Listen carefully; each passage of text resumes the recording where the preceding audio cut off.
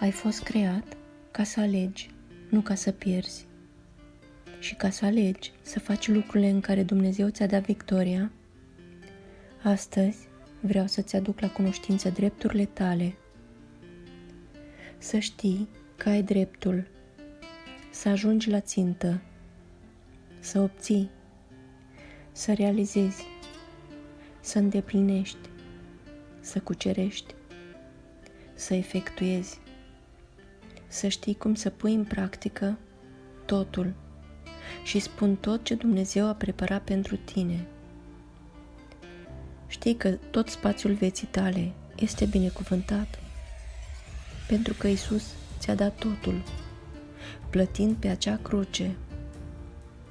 Acum ești liber să trăiești victoria sa.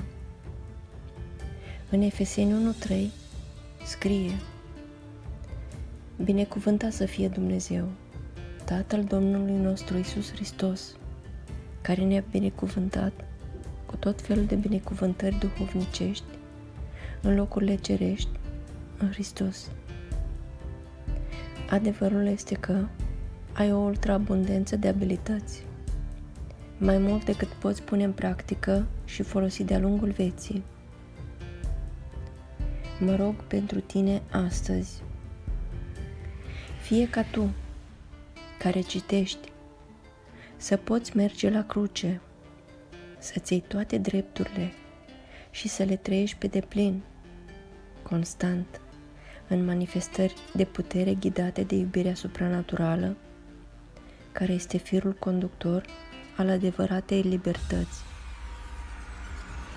Tată, îți mulțumesc pentru tot ce ai făcut și continui să faci pentru acest fiu al tău plin de credință. Mărește-i credința. Fie ca tu să fii din ce în ce mai conștient de frumusețea care ești și de puterea fără măsură care operează în tine. Ca tu să poți vorbi și să acționezi altfel decât ai făcut până acum, dincolo de înțelegerea umană. Te binecuvântez cu vești despre viața abundentă. În numele lui Iisus.